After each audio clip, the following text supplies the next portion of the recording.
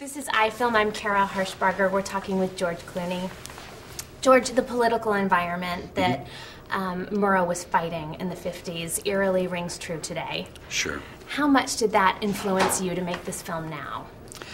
Well, I grew up, my father's an anchorman for 30 years, and so I grew up, it was a big part of my life. Murrow was obviously a hero of my father's. So I grew up listening to the Box of Lights and Wires speech and those things all along. And then I started revisiting it a few years ago when things seemed to be going a little haywire, and I stopped hearing dissenting voices in the one place where there should be always dissenting voices, which is in the Fourth Estate, in the news media, especially broadcast media.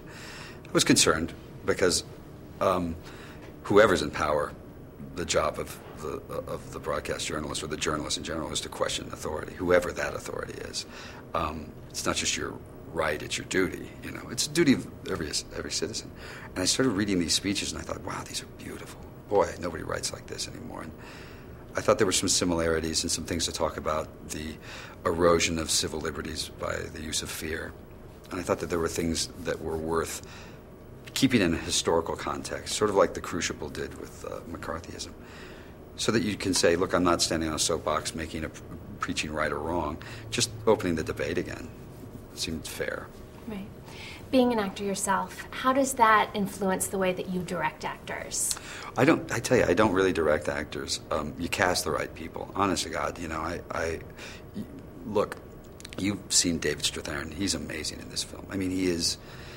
When you're a director and you can put a camera on an actor for 5 minutes and not move it and have him captivate you, there isn't much I have to do. He did that in 2 takes. I mean, he's just that good an actor. And most of the actors were like that. So my job was basically to get out of the way, to give him beautiful lines written by Edward R. Murrow and to get out of the way and worry about where to put the camera.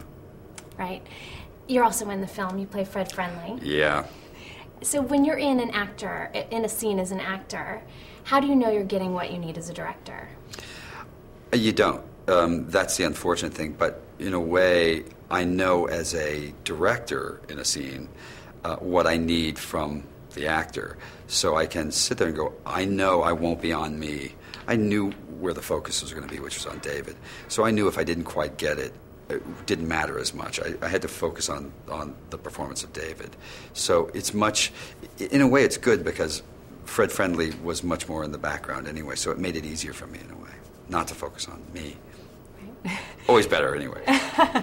There were a lot of beautifully choreographed shots with steady cams moving through various rooms, racking focus between actors. Mm-hmm. You shot this in 6 weeks, and that's a lot of rehearsal for those type of shots for everybody. Mm-hmm. So how'd you pull it off in such a short time? It was because there wasn't much rehearsal. I studied a lot of guys. I studied all the D.A. Pennebaker documentaries, and I studied documentaries like Crisis and Primary. And then I went back and looked at Lenny, because I thought that was an interesting way of using sort of a claustrophobic black and white camera.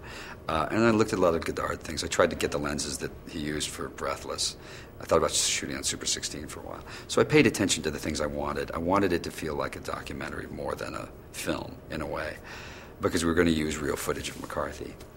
And just to keep it less cinematic in a way, which makes it more cinematic. Right.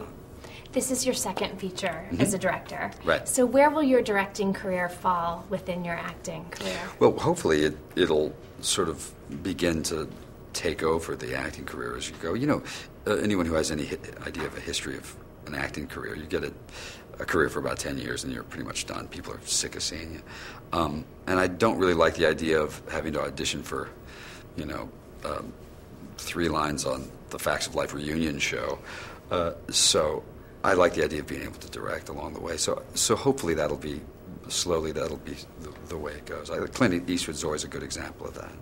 Last question. Have you chosen your next project to direct? Yeah, I think I have. It's a project that Joel and Ethan wrote that they were going to do a long time ago, and it was over at Warner Brothers, and I talked to them about maybe me doing it because they had a couple of other projects they wanted to do. So I think maybe that's the one I'll do after that.